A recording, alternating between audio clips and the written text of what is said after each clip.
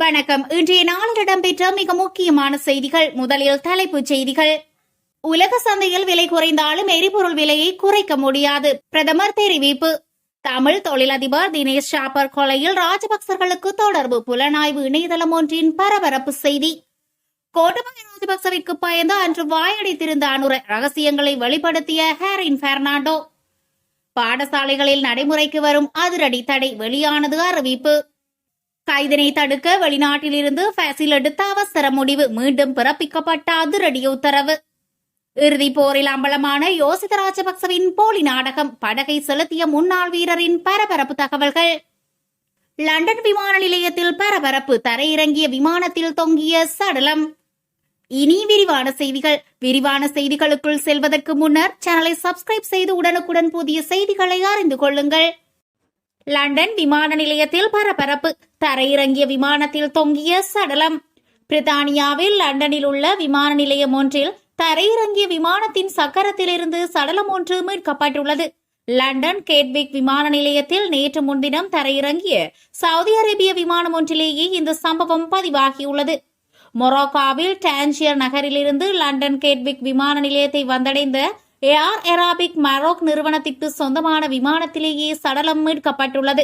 விமானம் தரையிறங்கியதும் சக்கரத்தின் பகுதியில் சடலம் கண்டுபிடிக்கப்பட்ட நிலையில் மீட்புக் குழுவினர் உடனடியாக அழைக்கப்பட்டனர். லண்டன் கேட்விக் அவசர பிரிவினரும் சசெக்ஸ் போலீசாரும் சடலத்தை மீட்டுள்ளனர். இதுகுறித்து போலீசார் தீவிர விசாரணைகளை ஆரம்பித்துள்ளனர். பிரித்தானியாவிற்கு சட்டவிரோதமாக நுழையும் நோக்கில் ஆபத்தான பயணத்தை மேற்கொண்டு அவர் உயிரிழந்துள்ளதாக தெரிவிக்கப்படுகிறது. இதற்கு முன்னரும் இவ்வாறான சம்பவங்கள் பதிவாகியுள்ளதாக விமான நிலைய அதிகாரிகள் தெரிவித்துள்ளமை குறிப்பிடத்தக்கது. தமிழ் தொழிலதிபர் தினேஷ் ஷாப்பர் கொலையில் ராஜபக்சர்களுக்கு தொடர்பு, புலனாய்வு இணையதளம் ஒன்றின் பரபரப்பு செய்தி. தமிழ் தொழிலதிபர் தினேஷ் ஷாப்பர் கொல்லப்பட்டு 4 வருடங்கள் கடந்துள்ள நிலையில் அதன் மர்மங்கள் அவிழ்க்கப்படாத நிலையில் லண்டனை தளமாக கொண்டு இயங்கும் புலனாய்வு இணையதளமான IODP திடுக்கிடும் தகவல் ஒன்றை வெளியிட்டுள்ளது. ராஜபக்சர்களில் ஒருவரை இந்த கொலையை செய்ததாக குறித்த இணையதளம் சர்ச்சையை கிளப்பியுள்ளது. ரணில் விக்ரமசிங்கவின் நண்பரான சந்திரா ஷாப்டரின் மகன்தான் தினேஷ் ஷாப்டர். அவர் ஒரு பிரித்தானிய பிரஜையாவார். மிகவும் நம்பகமான தகவலை உறுதிப்படுத்திய பின்னரே நான் இதை நாட்டு மக்களுக்கு வெளிப்படுத்துகிறேன் என்று இலங்கை போலீசாரை அரசியல் அழுத்தங்களிலிருந்து பாதுகாக்கும் அமைப்பின் தலைவர் அஜித் தர்மபால IODP போலீஸ் வாயிலாக தெரிவித்துள்ளார். அவர் மேலும் தெரிவிக்கையில், இந்த கொலை தொடர்பில் CIDயின் DIG பிரசாத் ரணசிங்கவுடன் இணைந்து விசாரிக்க ராஜபக்ச விசுவாசியான பிரசாந்த் என்ற SSP நியமிக்கப்பட்டார். இவர்தான் இந்த விசாரணைகளை செய்தார். இந்த விசாரணைகளின் போது தினேஷ் ஷாப்டரின் மரணத்தை தற்கொலை என்று பிரசாத் ரணசிங்க போன்றவர்கள் கூறினார்கள். கொழும்பில் எந்தவொரு கொலையையும் தற்கொலையாக மாற்றக்கூடிய ஒரு JMA ஒருவர் இருக்கிறார். எனக்கு தெரிந்தவரை அவரை 2 முறை பணி நீக்கம் செய்யப்பட்டு மீண்டும் சேவைக்கு வந்தவர்.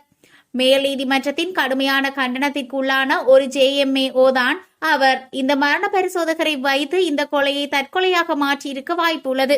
இதன்போது ஷாப்டர் குடும்பத்திற்காக ஜனாதிபதி சட்டத்தரணி அனுஜ பிரேமரத்ன நீதிமன்றத்தில் முன்னிலையானார். அவரின் கோரிக்கையை அடுத்து 5 பேர் கொண்ட மருத்துவ குழு இது தற்கொலை அல்ல, ஒரு கொலை என்பதை நாட்டிற்கும் நீதிமன்றத்துக்கும் வெளிப்படுத்தினார்கள். ஆனால் பிரசாத் ரணசிங்க இந்த வழக்கை மூடி மறைத்தார். ராஜபக்சர்களில் ஒருவர் 2 பில்லியன் ரூபாய்க்காகத்தான் தினேஷ் ஷாப்டரை கொலை செய்துள்ளனர். வாகனத்தின் பின்னிருக்கைக்கு சென்றுதான் கழுத்தை நெரித்து கொன்றுள்ளார்கள். எனவே இந்த கொலை குறித்த விசாரணைகள் விரைவில் ஆரம்பிக்கப்படும் என அவர் குறிப்பிட்டிருந்தார். கோட்டபாய ராஜபக்சவிற்கு பயந்து அன்று வாயடைத்திருந்த அனுர, ரகசியங்களை வெளிப்படுத்திய ஹேரின். ஜனாதிபதி அனுரகுமார திசநாயக்க எதிர்க்கட்சியில் இருக்கும் போது ஈஸ்டர் தாக்குதல் பற்றி நாங்கள் சொன்ன விடயத்தை கூட கூறவில்லை. கோட்டபாயவுக்கு பயந்துதான் அன்று இருந்தார்கள். நான் நாடாளுமன்றத்தில் சொனிக் கதையை கூறியதற்காக என்னை கைது செய்ய உத்தரவிட்டார்கள் என முன்னாள் அமைச்சரும் ஐக்கிய தேசிய கட்சியின் பிரதி தவிசாளரான ஹரின் பெர்னாண்டோ தெரிவித்துள்ளார். தென்னிலங்கை தொலைக்காட்சி ஒன்றில் இடம்பெற்ற அரசியல் நிகழ்ச்சியில் உரையாற்றும் போதே அவர் இதனை குறிப்பிட்டார். சர்வதேச சட்டத்தின் பிரகாரம் நாடாளுமன்றத்தில் ஆற்றிய உரைக்காக ஒருவரை கைது செய்ய முடியாது. பழைய வழக்குகளை போட்டு என்னை அவ்வளவு துன்புறுத்தினார்கள். நல்ல வேளை, அது ஒரு கெட்ட கனவு போல கடந்து போனது. அந்த நாட்களை பற்றி ஒரு புத்தகமே எழுத வேண்டும். அதுதான் உண்மை. ஈஸ்டர் தாக்குதல் நடத்துவதற்கு உள்ளார்ந்த நோக்கம் ஒன்று இருக்கிறது என்று நான் இன்னும் அதே நிலைப்பாட்டில்தான் இருக்கிறேன். நாங்கள் இந்த தகவல்களுடன் பெயர்களுடனும் கத்தோலிக்க திருச்சபையின் தலைவர்களிடம் சென்றபோது அவர்கள் எனக்கு தந்த பதில் எனக்கு இன்னும் ஞாபகம் இருக்கிறது. அப்போது பதவியில் இருந்த சலை பற்றி ஒரு வார்த்தை கூட பேச வேண்டாம் என்று என்னை திட்டினார்கள். ஆனால் இன்று சலை சந்தேக நபராக இருக்கிறார். அன்று நாங்கள் இந்த உண்மைகளை பேசும்போது சலை குற்றவாளி என்று நாங்கள் கூறவில்லை. நாங்கள் கூறியது என்னவென்றால், இப்படி ஒரு குற்றச்சாட்டு இருந்தால் அதனை தெளிவுபடுத்திக் கொள்ளுங்கள் என்றுதான். எங்களுக்கு கிடைத்த நம்பகமான ஆதாரங்களின் அடிப்படையில் தான் நாங்கள் அந்த விமர்சனங்களை செய்தோம். நான் கூறிய எந்த ஒரு விடயமும் ஈஸ்டர் தாக்குதல் விசாரணை ஆணைக்குழுவின் சாட்சியங்களில் கூறப்பட்ட விடயங்களுக்கு புறம்பானவை அல்ல. ராஜபக்சர்களுக்கு பயமில்லாமல் பேசிய எங்களுக்கு இந்த அரசாங்கத்தில் இருக்கும் அரசியல்வாதிகள் பொருட்டல்ல. ஏனென்றால் கோட்டபாய ராஜபக்சவிற்கு பாதுகாப்பு தொடர்பில் நல்ல பலம் இருந்தது. அவரால் முடிவுகளை எடுக்க முடிந்தது. இந்த அரசாங்கத்தில் உள்ளவர்கள் பேச்சுக்களுக்கு பயந்து நாம் வாயை மூடிக்கொண்டிருக்க மாட்டோம் என அவர் தெரிவித்திருந்தார். பாடசாலைகளில் நடைமுறைக்கு வரும் அதிரடி தடை வெளியானது அறிவிப்பு. கடந்த 2024ஆம் ஆண்டில் சுகாதார மேம்பாட்டு பணியகத்தினால் நடத்தப்பட்ட உலகளாவிய பாடசாலை அடிப்படையிலான சுகாதார கணக்கெடுப்பில் 13 முதல் 14 வயதுடைய சிறுவர்களில் 12% அதிக எடையுடனும் 3% உடல் பருமனுடனும் காணப்படுவதாக சுகாதார அமைச்சின் ஊட்டச்சத்து பிரிவின் விசேட வைத்திய நிபுணர் மோனிகா விஜயரத்ன தெரிவித்துள்ளார். இந்த கணக்கெடுப்பின் போது உணவு பழக்க வழக்கங்கள் குறித்து கவனம் செலுத்தப்பட்டதாக விசேட வைத்திய நிபுணர் குறிப்பிட்டுள்ளார். அதன்படி பாடசாலை மாணவர்களிடையே 17.4% தினசரி கார்போஹைட்ரேட் கலந்த மென்பானங்களை குடிப்பதற்கு பழகியுள்ளனர் என்பது தெரிய வந்துள்ளது. அத்துடன் 28.5% சிறுவர்கள் அதிக உப்பு மற்றும் எண்ணெய் கொண்ட உணவுகளை உண்பதாகவும் 41% சிறுவர்கள் சர்க்கரை கலந்த உணவுகளை ஒரு தடவை அல்லது அதற்கு மேற்பட்ட தடவைகள் உட்கொள்வதாகவும் தெரிய வந்துள்ளது. இதனால் பாடசாலை மாணவர்களின் எதிர்கால நலனை கருத்தில் கொண்டு அவர்களின் உடல் வளர்ச்சிக்கு தீங்கு விளைவிக்கும் அதிக கொழுப்பு, உப்பு மற்றும் சர்க்கரை கொண்ட உணவுகளை பாடசாலைகளில் முற்றாக தவிர்ப்பதற்கு புதிய விதிமுறைகள் கொண்டுவரப்பட்டுள்ளன. இதன்படி பின்வரும் உணவுப் பொருட்கள் இனிவரும் காலங்களில் பாடசாலை மாணவர்களுக்காக உணவகங்களில் விற்பனை செய்யப்பட மாட்டாது. சோசேஜஸ், மீட்பால்ஸ், பேக்கன் மற்றும் பதப்படுத்தப்பட்ட இறைச்சி வகைகள் மற்றும் பாடசாலை மாணவர்கள் அதிகம் விரும்பும் பர்கர், ஹாட்டாக், சப்மெரின் மற்றும் பீஸா, துரித உணவுகள், cream punish, jam punish, bakery வகைகள், உடனடி நூடுல்ஸ், சூப் கட்டிகள், தக்காளி மற்றும் சோயா சாஸ் வகைகள், சுவிங்கம், லாலிபாப், ஜெலி வகைகள், ஐஸ் பாக்கெட் மற்றும் இனிப்புகள், காபனூட்டப்பட்ட குளிர்பானங்கள், செயற்கை நிறமூட்டிகள் சேர்க்கப்பட்ட பழச்சாறுகள் என்பவற்றை விற்பதற்கு தடை விதிக்கப்பட்டுள்ளது. கைதினை தடுக்க வெளிநாட்டிலிருந்து பசில் எடுத்த அவசர முடிவு. மீண்டும் பிறப்பிக்கப்பட்ட அதிரடி உத்தரவு. முன்னாள் அமைச்சர் பசில் ராஜபக்சவுக்கு எதிராக பிறப்பிக்கப்பட்டிருந்த பிடியாணையை மீளப் பெறுமாறு விடுக்கப்பட்ட கோரிக்கையை மாத்தறை பிரதம நீதிவான் நிராகரித்துள்ளார். உடல்நலக்குறைவு காரணமாக வெளிநாட்டில் சிகிச்சை பெற்று வருவதாக தெரிவித்து அவரது சட்டத்தரணிகள் வைத்திய அறிக்கைகளுடன் பிடியாணையை மீளப் பெறுமாறு கோரிக்கை விடுத்திருந்தனர். எனினும் சந்தேக நபர் தொடர்ச்சியாக நீதிமன்றத்தில் முன்னிலையாகாமல் இருப்பதாக குறிப்பிடப்பட்டு பிடியாணையை மீளப் பெற முடியாது என நீதிமன்றத்தில் தெரிவிக்கப்பட்டுள்ளது. இறுதிப் போரில் அம்பலமான யோசித ராஜபக்சவின் போலி நாடகம். படகை செலுத்திய முன்னாள் வீரரின் பரபரப்பு தகவல்கள். முன்னாள் ஜனாதிபதி மஹிந்த ராஜபக்சவின் மகனான யோசித ராஜபக்ச தமிழீழ விடுதலை புலிகளுக்கு எதிரான யுத்தத்தின் போது யுத்த களத்தில் தானும் ஈடுபட்டதாக சோடிக்கப்பட்ட காணொலிகளை பதிவு செய்து மக்களுக்கு காண்பித்ததாக இலங்கை கடற்படையின் ஓய்வு பெற்ற அதிவிரைவு டோடோ படகாணியின் பணியாளன் நுவான் முனசிங்க என்பவர் முகநூல் பதிவொன்றை இட்டுள்ளார். யோசித கடற்படை வீரர்களின் மனவலிமையை அதிகரித்த விதம் தொடர்பில் இலங்கை கடற்படையில் இருந்தவர்கள் அன்றிலிருந்து இன்று வரை பணியாற்றுபவர்கள் இது தொடர்பான சம்பவங்களை பதிவிடுமாறு முகநூல் பதிவொன்றில் முன்னாள் கடற்படை வீரர் பதிவிட்டுள்ளார்.